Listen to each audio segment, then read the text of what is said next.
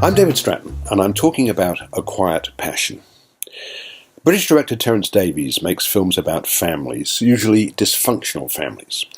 No one who saw Distant Voices Still Lives is likely to forget his portrayal of a violent father and his long-suffering wife.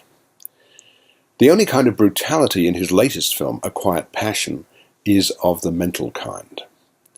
This is a portrait of the American poet Emily Dickinson, 1830 to 1886, who's considered, along with Walt Whitman, to be America's greatest poet.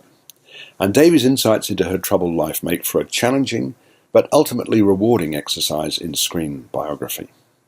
Apart from a brief period in which she was a live-in student at Mount Holyoke Female Seminary, Dickinson lived her entire life in her family home at Amherst, Massachusetts.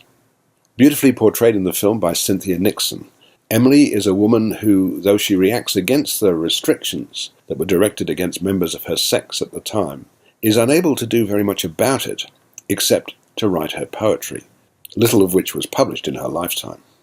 Davies' screenplay for the film, using unnamed sources, shows her as a witty, well-read, inquiring woman whose spirit is gradually crushed.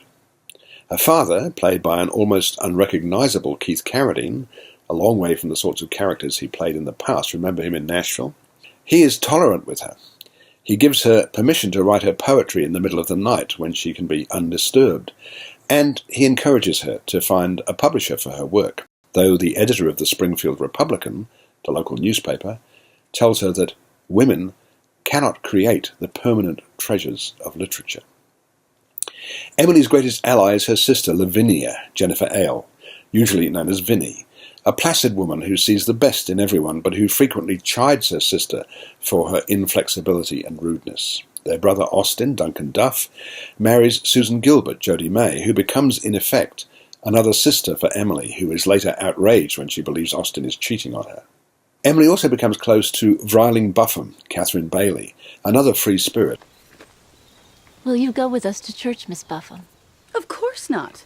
Going to church is like going to Boston. You only enjoy it after you've gotten home. We are to pray for the repose of our late pastor's soul. Doesn't that rather depend on where it's gone? We shall become fast friends. Of course we shall. I'm irresistible. Everyone says so.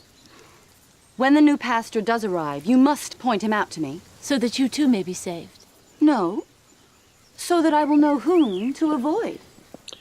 Terence Davies has filled A Quiet Passion with conversations that take place within the family or between Emily and her closest friends, conversations rich with epigrams and aphorisms. This makes for some very amusing sequences, but the mood darkens in the second half of the film, when it becomes clear that Emily will not be recognized in her lifetime. After the death of her father, she retreats into a self-imposed seclusion, wearing only white and treating just about everyone who tries to connect with her with disdain.